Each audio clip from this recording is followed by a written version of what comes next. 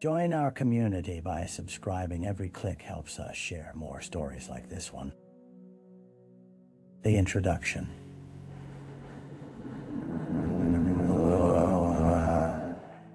North Willow Creek was a quaint town draped in canopies of green, where evenings brought the soft glow of street lamps and the sound of quiet laughter. Its small population cultivated a close-knit community, where neighbors greeted each other by name and children played freely in the yards. But beyond the charming facade lay a history that was anything but serene, a history now poised to resurface. On the evening of September 14th, 2021, police were summoned to an unassuming two-story home on Maple Street. A neighbor had reported a commotion, shouting, followed by a sharp silence that sent ripples of fear through the hearts of those nearby. The crisp autumn air felt heavy with an unspoken dread as officers arrived, their breath visible in the cool breeze. Inside the home, the shadows cast by the flickering fluorescent lights revealed a scene that would haunt the town for years to come. Blood smeared the walls, a harrowing testament to a violent struggle. In the midst of the chaos lay David Archer, a respected pharmacist in his early 30s. His lifeless body sprawled across the hardwood floor, a cruel contrast to the warmth that once filled his family's life. As investigations began, whispers of discord surfaced, unearthing secrets and grievances that stretched beyond family ties.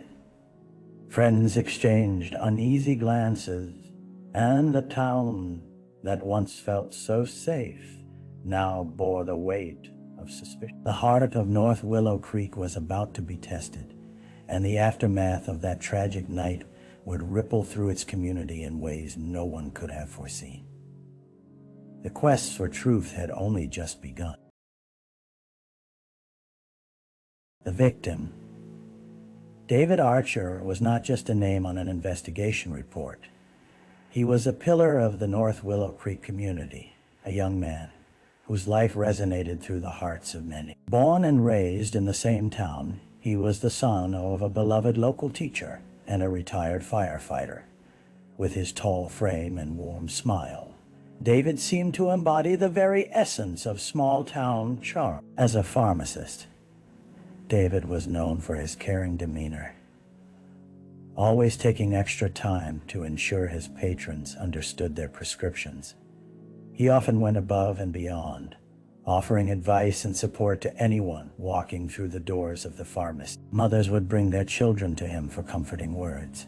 Elderly patrons appreciated his patience and kindness. Yet, beneath the surface of this ideal persona, there lay complex strains of mental health that David rarely spoke of and even more rarely acknowledged. Conversations with the close-knit circle of friends revealed layers to David's life that many had chosen to ignore. There were whispers of anxiety, the crippling kind that made ordinary life feel like a marathon. Friends spoke of how David battled these internal demons, often retreating into silence. Despite this, he filled his time with hobbies, hiking in the nearby mountains, volunteering at the local shelter, and most importantly, spending time with his wife, Lily. Lily was his anchor, a beautiful woman who complemented his quiet nature with her vibrant energy. Friends would often see them at the small-town diner, laughter trickling from their table as they playfully bantered. However, as details of that fateful night began to unfold, Lily became more than just a grieving widow. She transformed into a person of interest, leaving the community's once unwavering faith in her shape. The jovial memory of David quickly morphed into an unsettling question. What led to the demise of such a beloved figure in their town? And what hidden truths remained in the shadows, waiting to be illuminated? The crime scene, as the early morning sun crept over North Willow Creek, casting a pale golden light across Maple Street. The crime scene was a stark juxtaposition to the serene surroundings. The house, once home to laughter and warmth, now stood shrouded in police tape, its dark windows reflecting the chaos that transpired within. Officers maintained a perimeter as investigators moved methodically through the space, their expressions taut with concentration. The living room bore the brunt of violence. Blood spattered across the walls created a grim, abstract pattern, telling a horrific story to those trained to read it. Furniture lay askew, as if a violent struggle had overturned the domestic tranquility David's family hoped to maintain. The smell of stale air mingled with the metallic scent of blood, creating a suffocating atmosphere that made even the seasoned pros uneasy. Forensic experts scoured every inch, marking evidence in bright yellow chalk while taking photographs from various anglessly splintered coffee table, a bloodied handkerchief, and tiny shards of glass that hinted at that night's event. Detectives learned quickly that a shattered vase on the floor was more than just a casualty of a fight. They later found fingerprints on it, interwoven into the narrative of conflict that night. The kitchen, typically the heart of a home, felt hollow now. On the counter, a half-prepared dinner sat cold under a layer of dust time had stood still while a life was lost. It told a story of mundane life interrupted, a meal meant to nourish now abandoned. In the corner, a shattered photo frame lay face down, its glass glinting like jagged teeth. When turned, it revealed a family picture, a smiling David, Lily cradled against him. Their joy stood in stark contrast to the horror that unfolded mere feet away. As the morning drew on, detectives' minds raced with theories. Who had the motive? Who had access? Was this a targeted crime, or was David simply an unfortunate victim of violence? The questions hung heavy in the air, mingling with the scent of despair that clung to the walls and whispered of secrets waiting to be unearthed. Battered and bloodied, the home held more than just physical evidence. It hid the very truths that would either shatter or bond the community. Something insidious had transpired here, something that would unravel the fabric of North Willow Creek, and those who ventured near this house would soon grasp the shadows lurking just below the surface. The early investigation, as the sun dipped lower in the sky, casting elongated shadows across the blood-stained floor of the Archer home. The urgency to piece together the nights intensified. Lead detective Sarah Mitchell, with over a decade of experience, studied the scene with a tenacity that revealed both her determination and the weight of responsibility she felt. This was more than a murder investigation. It was a fracture in her community, and she intended to seal the wound before it bled further. The first round of interviews commenced, starting with Lily Archer. Seated in a sterile room at the police station, the widow appeared fragile, her face a mask of shock and sorrow. But Sarah observed the slightest twitch of her fingers that suggested an internal struggle, far more complex. As she recounted her timeline of the evening, her voice wavered. "We were supposed to have dinner at 7. I walked away to set the table, and when I came back," her breath hitched, eyes welling, "he was just gone." Detective Mitchell noted her body language as the way she instinctively turned her gaze downward, the telling sign of guilt, or perhaps just profound loss. There was something about Lily that didn't quite match the sorrowful narrative, a disconnect that echoed in the silence hanging in the air.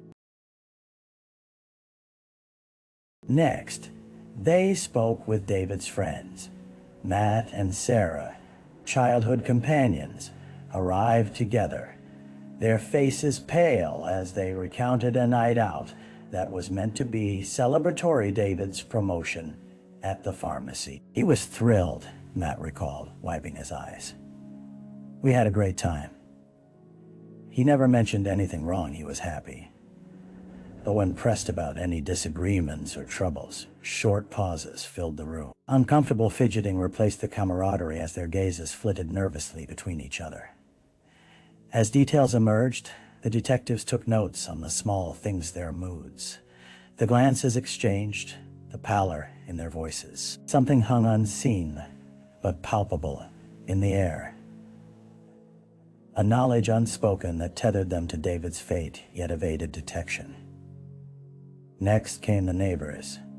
Muffled shouts had cut through the evening stillness, but no one had thought it serious. John, whose home was adjacent, recalled seeing flickers of light through the window, thinking it was just another instance of family squabbling, a common pitfall of intimacy. The phrase "it could have been prevented" lingered in the air as murmurs echoed among neighbors, who were now grappling with the unsettling reality of their proximity to violence. As day yielded to night, a sense of heaviness descended on the team.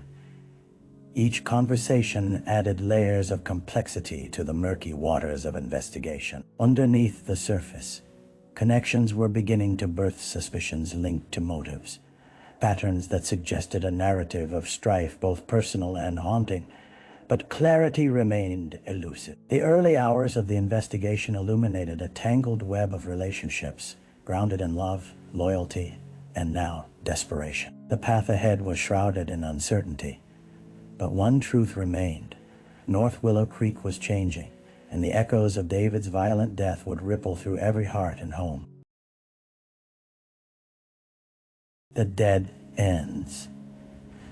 Days turned to weeks in the aftermath of David Archer's death, and with every passing hour, the investigation seemed to drift deeper into a maze of uncertainty. What had started with the hope of uncovering a swift resolution now morphed into an arduous labyrinth where every potential lead collided with impenetrable walls. Detective Sarah Mitchell felt the creeping frustration as investigations began to reveal only dead ends.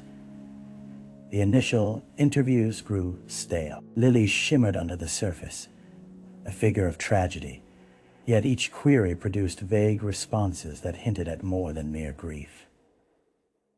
When an officer suggested a second interview with Lily, Sarah resisted the urge to delve deeper. "We need solid evidence," she insisted.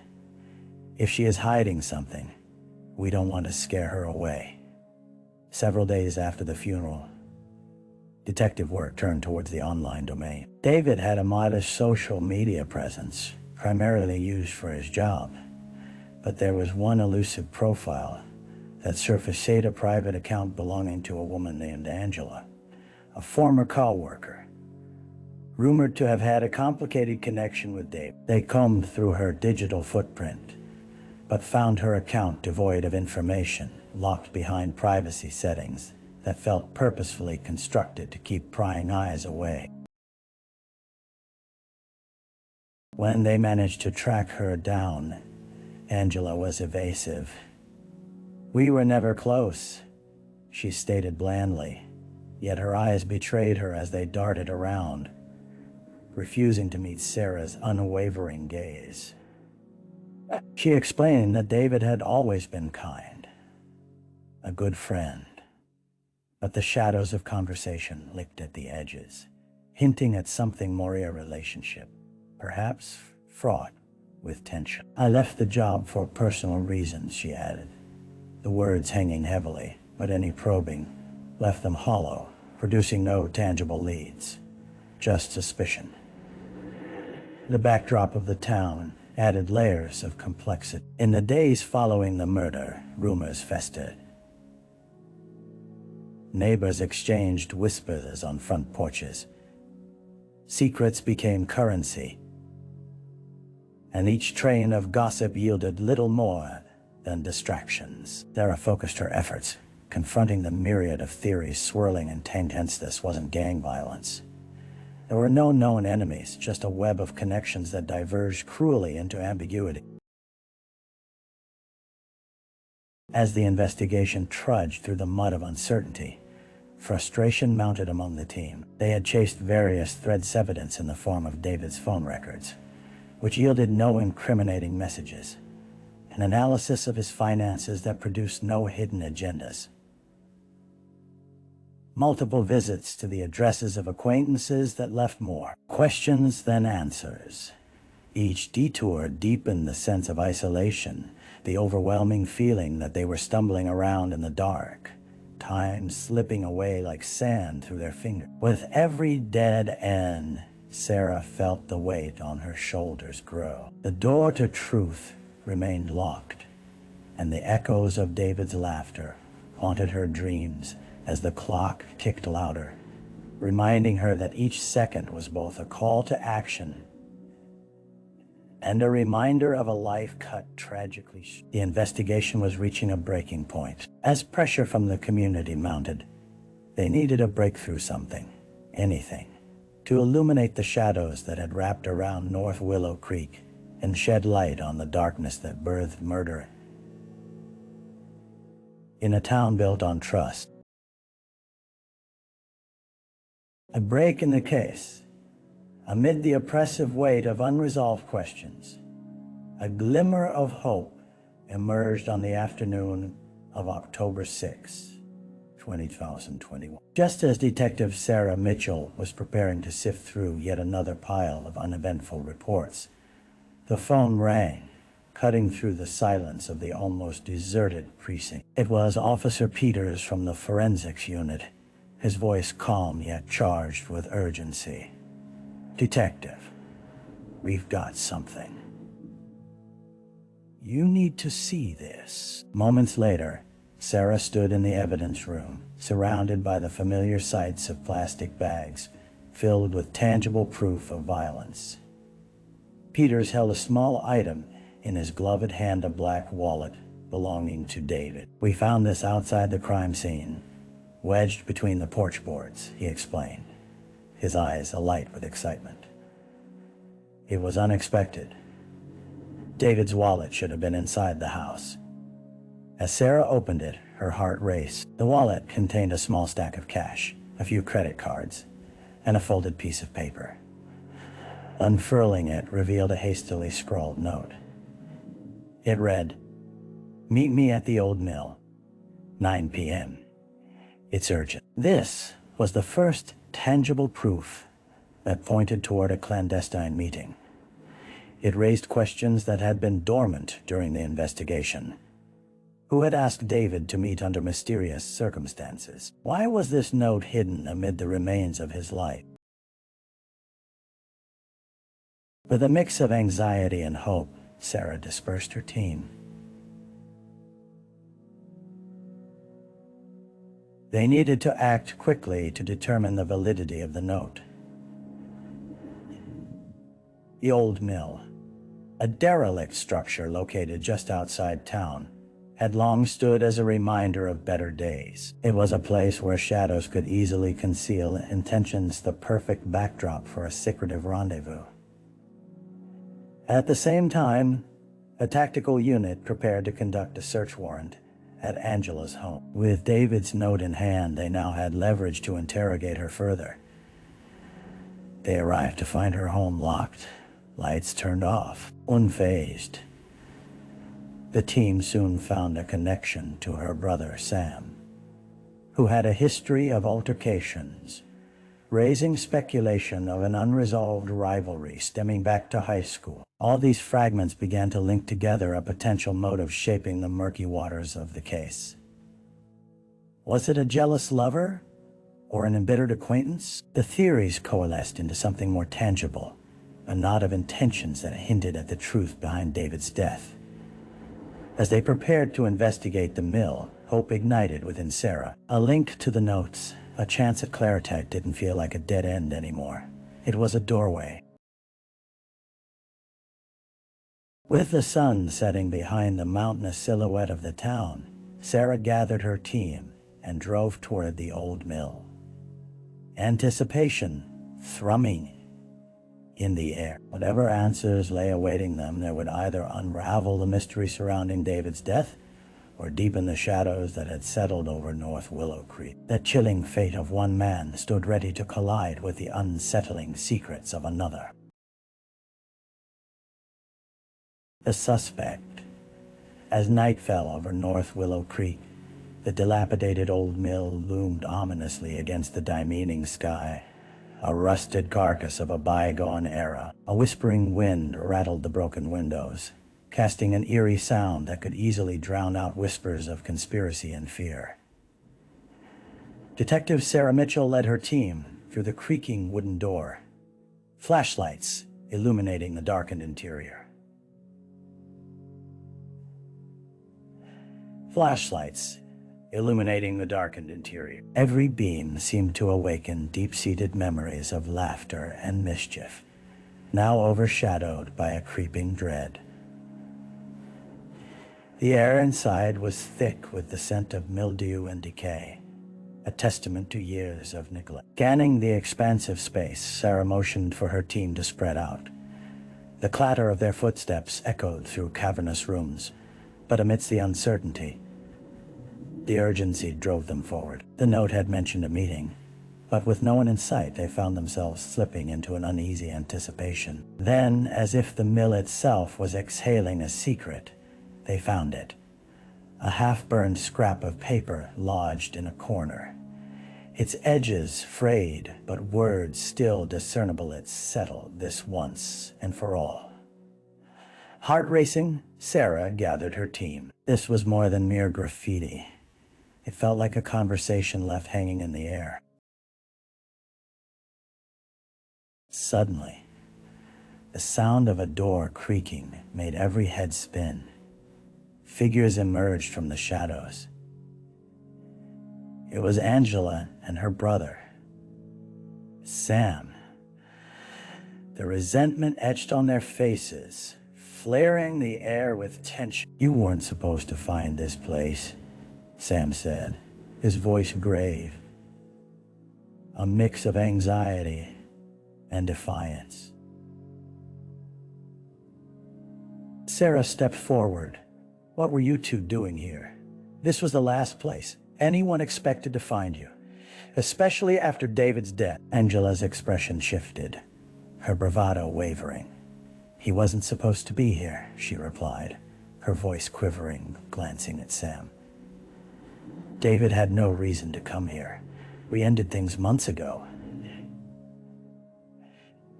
I thought he'd moved on." "But your brother," Sarah began. But Sam cut her off, stepping closer, body taut with accusation. "You think we had something to do with this? You don't know a damn thing about us. David was a jerk. He played with my sister's heart and then discarded her. He played with my sister's heart and then discarded her. Things got out of hand." Angela's voice wavered, a flicker of guilt crossing her face. He wanted to talk. "I thought we could put it behind us." "Put what behind?" Sarah demanded, the atmosphere charged with impending revelation. "Why meet at the old mill? And what did you mean by settle it once and for all?" Angela bit her lip, her eyes welling. "I didn't want to see him, but Sam called me. He was angry.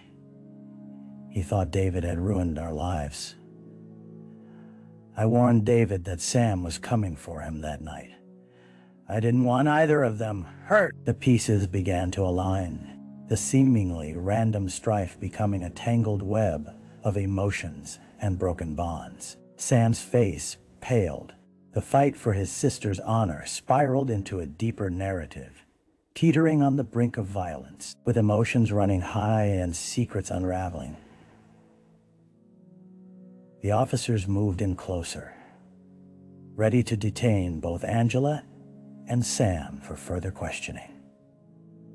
This break in the case pulsated with newfound energy. Sarah sensed the specter of David's murder getting closer, yet the fear remained. There were still questions lingering in the air. Could this be the truth, or merely the surface of a more tangled reality? As the dust settled around them, the chilling recognition dawned sometimes. love and rage can intertwine into a mortal coil, and the true motive behind David's death was still waiting to surface, eager to reveal its story. The trial. In the hushed atmosphere of the North Willow Creek courthouse, anticipation hung in the air like an electric charge. On the morning of March 12, 2022, the community gathered to witness the trial that would determine the fate of Sam Jenkins, charged with the murder of David Archer. The small town, still reeling from the shock of violence that had shattered its peace, had come out in droves, eager for answers. Detective Sarah Mitchell sat in the back of the courtroom, her heart heavy as she watched the proceedings unfold. She had devoted months of her life to gathering evidence, peeling back the layers of discord between the Jenkins and Archer families. Now it was time for the truth to be aired in public, a process both cathartic and agonizing. The prosecution opened with a compelling narrative, painting Sam as a simmering cauldron of resentment, a man whose anger towards a rival had culminated in a life-altering moment. They unveiled a timeline of events, supported by witness testimonies that linked Sam to the old mill on that fateful night when David's life had been tragically snuffed out. The hastily scrawled note, once a whisper of a secret meeting, became an anchor of evidence that drew the courtroom's gaze.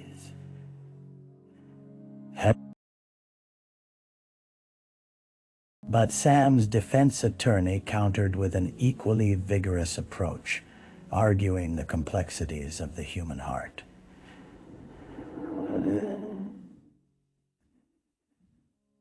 This is not a story of malicious intent, but of strained emotions, he argued passionately. Sam Jenkins was compelled by love and loyalty for his sister, not the violent rage that the prosecution paints him with. They claimed that Angela's involvement had merely been a misguided attempt to defuse a confrontation gone wrong. As the day progressed, Angela took to the stand. Sarah felt a pang of empathy as she watched the weight of her choices envelop her. Angela spoke softly, her voice trembling. I loved both of them in different ways. David was complicated, but I never thought it would end like this. I didn't want Sam to confront him, but the cross-examination was relentless, peeling back layers of loyalty and guilt. Each question tightened the emotional grip, revealing cracks in her narrative of innocence. Did she know how volatile Sam had become? Did she realize that her warnings had sparked a fire? The courtroom erupted when Sam took the stand, his body language revealing tension beneath the bravado. He recounted a twisted version of events, weaving a tale that blurred the lines of responsibility. I didn't mean for it to happen, he insisted, tears streaming down his face. I just wanted to talk to him, to make him understand how he had hurt my sister. It wasn't lost on the jury that emotions ran high. Mistrust blended into layers of grief and retaliation, painting a blurry picture of culpability. As the prosecution and defense squared off, it became clear that the case was more than just a reflection of one tragic night. It was a mirror held up to a community grappling with love, betrayal, and loss. As the trial entered its final stages, the closing arguments echoed through the courtroom. The prosecution presented Sam's actions as a reckless leap into violent confrontation fueled by jealousy, while the defense encapsulated the complexity of human relationships, urging the jury to consider every facet of their intertwined lives. Days of deliberation followed, the gavel echoing down the halls of justice, leaving an uneasy silence lingering in the room. And when the jury returned, the tension was palpable. A courtroom full of heartbeats, synchronized for the moment of truth. As the verdict was read aloud, Sarah's breath caught in her throat. The weight of their decisions rippled through those gathered, and for one family, the lingering shadows of loss might continue to linger like the ghosts of a past they could never escape. The outcome would not bring David back, nor heal the wounds etched in the hearts of the community. But as North Willow Creek stood at the precipice of closure, it became clear that healing came not just from resolution, but from finding a way to move forward amidst the pain and opportunity to rebuild framework from the ashes left behind. The legacy of a life lost would forever weave through the fabric of their small town, a reminder of the delicate balance held within love, betrayal, and the haunting echoes of tragedy. The aftermath. The verdict echoed through the hallways of the North Willow Creek courthouse. A somber toll that marked not only the conclusion of a trial, but also the beginning of a long and arduous healing process for a town forever changed. As the jurors filed out, weary yet resolute in their decision, the weight of the moment settled heavily on the community that had watched eagerly for justice that now felt bittersweet. In the days following Sam's conviction, North Willow Creek bore the scars of mourning. The town had become a tapestry of grief, vibrant threads of life interwoven with the dark strands of tragedy. Once fervent debates on street corners turned to hushed conversations, a collective acknowledgement that their idyllic existence had been irrevocably altered. Sarah Mitchell found herself drawn back to the Archer home, now a site of somber reflection. The police tape was gone, but the ghost of that violent night lingered. With each step on the hardwood floor, she felt echoes of laughter and warmth reel back into her memories, haunting shadows that both comforted and tormented. David's life, once brimming with promise, had ended in chaos, and families were left to navigate a landscape marred by loss. In the weeks to come, a memorial was held in the town square, candles flickering against the encroaching dusk, casting long shadows on faces marked with sorrow. Lily stood at the forefront, a pillar of strength amidst the devastation, accepting condolences as tears glistened in her eyes. She spoke kindly of David, sharing stories that spoke of his compassion, his laughter, the moments that defined who he was, ensuring his spirit remained woven into the fabric of their town. However, it was a fragile piece. The Jenkins family struggled to repair the rift in their community. Sam's name had become synonymous with tragedy, and resentful glances followed them in the grocery store, the diner, even at church. Angela attempted to reach out, but the sting of their loss muted her efforts.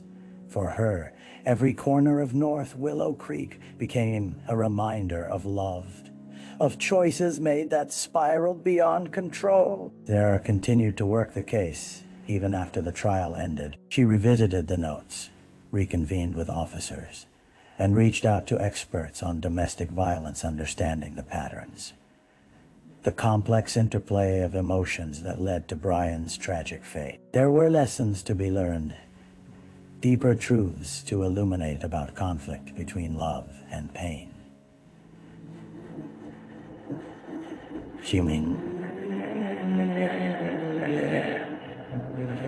Their step lay in confronting the shadows of their shared narrative.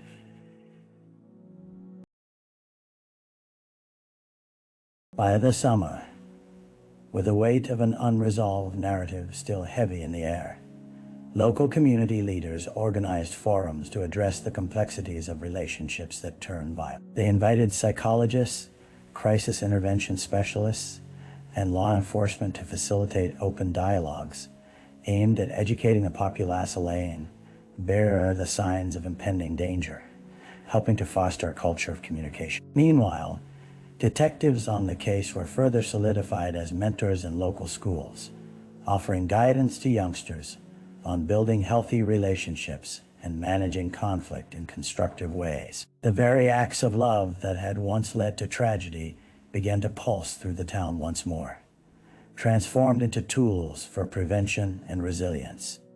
As the seasons changed, North Willow Creek began to reclaim the fragments of its heart. Walls once adorned with happiness were now decorated with memories of love lost, creating the opportunity for growth and understanding.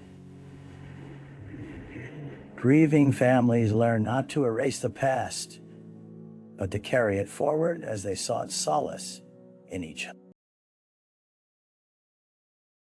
And amidst the shadows of heartbreak, a renewed sense of purpose emerged, a commitment to honor David's memory, to foster connection, and to prevent history from repeating itself. The town would rise from its ashes, carrying forth the lessons of sorrow that whispered through the corridors of their history, determined to ripple outwards into a transcendent future. In the end, healing came not just from the acceptance of loss, but from a collective journey towards understanding, compassion, and resilience, a determined march towards light that promised a path away from the darkness that had too long defined their too long days. Reflection.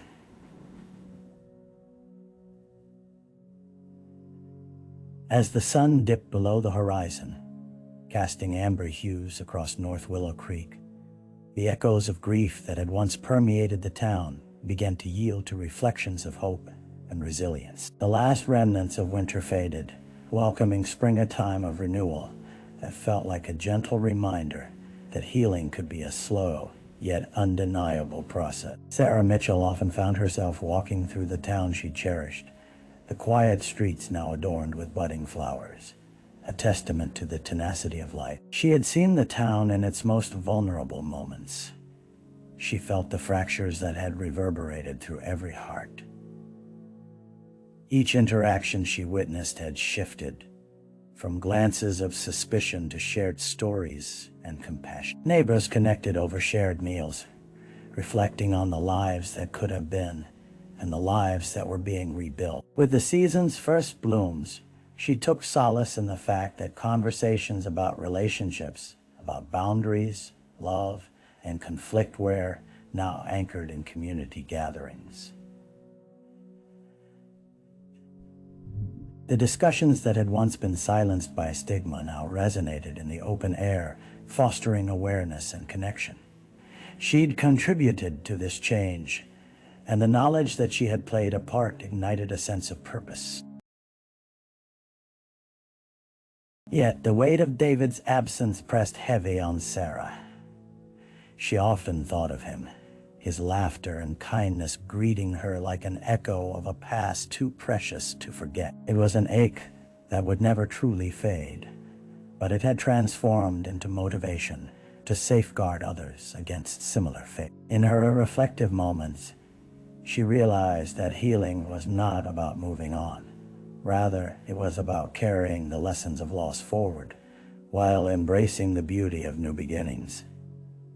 Every soul lost left an imprint, and every life lived held meaning. For North Willow Creek, David would forever remain a symbol of love's complexities and the intricacies of human relationships. His spirit had not only illuminated the darkness, but ignited a spark that encouraged the community to rise, forge connections, and nurture one another. As the stars began to twinkle against the deepening twilight, Sarah felt a renewed commitment reflected in her heart, promised to live deliberately, to encourage open dialogue, and to cultivate understanding. It was a testament to the bond shared among those who had loved and lost, and a promise that the shadows cast by tragedy would never dim the light of connection and compassion that all humans desperately crave.